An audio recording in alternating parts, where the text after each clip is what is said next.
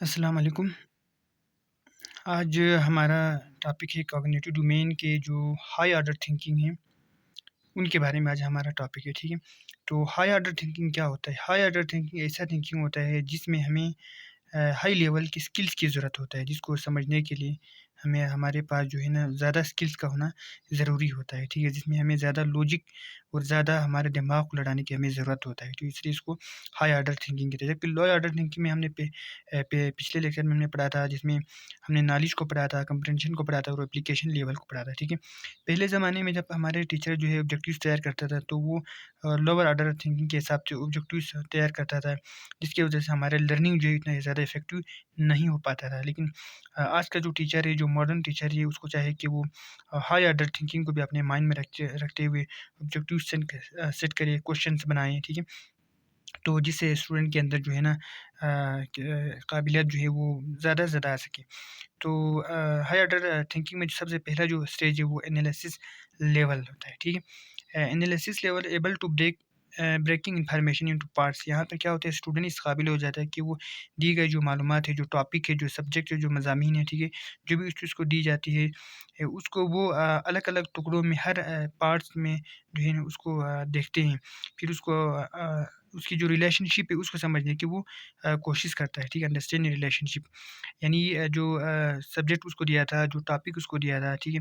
उसको वो उसके हर एक पार्ट्स को, हर एक जो पॉइंट्स है, उसको उनके दरमियान जो रिलेशनशिप है, वो उसको देखता है, ठीक है? मसलन क़ायद-ए-आज़म और उलमा इक़बाल के जो माबेन जो डिफरेंशिएट उसको करने के लिए दी जाए, तो वो हर एक जो पॉइंट है, उसको वो दोनों को कंपेयर करने के बाद वो जो है, उन दोनों के बारे में एक जामी जो मज़मून है या एक कंपैरिज़न है, वो लिख सकेगा, ठीक है? कि उलमा इक़बाल जो है वो कब पैदा हुआ और क़ायद-ए-आज़म जो है वो कब पैदा हुए। उनके जो सिटीज़ है जहाँ पे वो पैदा हुए, वो क्या था? इस तरह से वो हर एक जो पॉइंट्स होते हैं, छोटे-छोटे पॉइंट्स होते हैं, उनके जो रिलेशनशिप है उनको वो समझ पाते हैं, उनके दरमियान जो कंपेयर वो कर सकता है, कंट्रास्ट वो कर सकता है, ठीक है? तो उसको हम एनालिसिस लेवल कहता है, ठीक है? इसमें डिफरेंशिएट भी कर पाता है। और यहाँ पे कुछ वर्ब्स जो दिया गया ना, अगर ये वर्ब्स किसी क्वेश्चन के शुरू में आए तो हम ये समझेंगे कि ये जो क्वेश्चन जो बना है वो एनालिसिस लेवल के बना है। इसमें डिस्क्रिमिनेट हो गया, ठीक है? कंपेयर और कंट्रास्ट हो गया एंड डिफरेंशिएट हो गया, ठीक है? इसके अलावा भी बहुत सारे आप वर्ड्स को यूज़ करते हुए आप बना सकते हो, वो डिपेंड करता है कि वो सवाल जो है वो क्वेश्चन वो बनाए वो किस तरह का है, ठीक है? यहाँ पे जो बुनियादी तौर पर मैंने 3 आपको वर्ड्स गया है, ठीक है? आप इन तीनों को यूज़ करते हुए वे जो एनालिसिस लेवल के आप ऑब्जेक्टिव्स आप बना सकते हो, क्वेश्चन आप बना सकते हो। तो ये एनालिसिस लेवल हो गया। यहाँ पे बेसिकली क्या हो गया कि कोई चीज़ जो है वो पहले से बना हुआ है, ठीक है? उसको आपने टुकड़ों में आपने बाँट के देखना है, ठीक है? एक-एक टुकड़ों को आप जो है ना अलग करके फिर उसको समझना है, ठीक है? तो ये एनालिसिस लेवल हो गया। इसके बाद 5th लेवल पे सिंथेसिस लेवल हो गया। ये हाई ऑर्डर थिंकिंग का सेकंड लेवल होता है, ठीक है? Putting parts together to form a whole. यहाँ पे क्या होता है, जितने भी पार्ट्स हैं उन सबको मिला के कोई नई चीज़ बनाना। सिंथेसिस का मतलब यही होना है, तरकीब देना, बनाना, ठीक है? हमने पढ़ा था कि फोटोसिंथेसिस, फोटो का मतलब रोशनी, सिंथेसिस का मतलब होता है क्रिएट करना, बनाना। तो यहाँ पे सिंथेसिस का मतलब फिर बनाना होता है, ठीक है? यहाँ पे आप कोई चीज़ डिज़ाइन करता है, ठीक है? टू क्रिएट समथिंग, कोई चीज़ आप क्रिएट करता है, ठीक है? तो उसको हम कहते हैं सिंथेसिस लेवल। ये हायर ऑर्डर थिंकिंग का सेकंड लेवल है। यहाँ पे कुछ वर्ब्स दिया गया है जिससे आप अंदाज़ा लगा सकेंगे कि ये जो क्वेश्चन या ऑब्जेक्टिव्स बना है वो सिंथेसिस लेवल का बना है।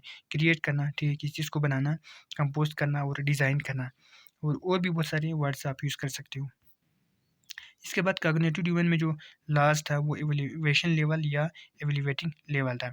स्टूडेंट्स आपको बताते चले कि जो रिवाइज़ जो टैक्सोनॉमी था ब्लूम का, ठीक है? जिसको उसके स्टूडेंट ने लोरेन एंडरसन ने जो 2001 में रिवाइज़ किया था, उसमें इसको जो है इवैल्यूएशन को 5th लेवल पे रखा गया था और वो जो सिंथेसिस लेवल है उसको नाम चेंज करके यानी नाउन से उसको वर्ब में क्रिएटिंग रखकर जो है उसको 6th लेवल पे रखा गया था, ठीक है? तो आपने कन्फ्यूज़ नहीं होना है। इवैल्यूएशन लेवल में क्या होता है, to give value for something. यहाँ पे आप किसी चीज़ को वैल्यू दे देता है, ठीक है? आप किसी चीज़ को अच्छा समझते हैं या आप जो है किसी चीज़ को बुरा समझते हैं, ठीक है? Give reason and to take decision. यहाँ पे आप डिसीजन लेने के लिए रीज़न देते हैं, ठीक है? कि इनमें से बेहतर चीज़ जो है वो कौन-सा है, यानी ये कौन-सा चीज़ अच्छा है और कौन-सा चीज़ अच्छा नहीं है। किसी चीज़ के बारे में आप जब फैसला करते हो, ठीक है? तो रीज़न के साथ जब आप फैसला करते हो तो वो इवैल्यूएशन लेवल का हो गया, ठीक है? स्टूडेंट को आपने इस काबिल बनाना है कि वो रीज़न दे सके, वो उसकी बुनियाद पर जो है वो रीज़न के साथ, दलाइल के साथ जो है वो कोई डिसीज़न ले सके। तो यहाँ पर भी कुछ वर्ब्स दिया गया है इवैल्यूएशन लेवल से रिलेटेड, जिसमें असिस्ट होता है, क्रिटिसाइज़ करना, इस चीज़ को डिफेंड करना, ठीक है? तो इस तरह के वर्ब आप यूज़ करके इवैल्यूएशन लेवल का ऑब्जेक्टिव या क्वेश्चन आप बना सकते हो। तो बेसिकली ये हमारा कॉग्निटिव डोमेन था, ठीक है? ब्लूम टैक्सोनॉमी का। इसके बाद जो है आने वाले लेक्चर्स में जो है हम इफेक्टिव डोमेन्स को हम डिस्कस करेंगे। इसके बाद जो साइकोमोटर डोमेन है, उसको भी हम डिटेल से डिस्कस करेंगे।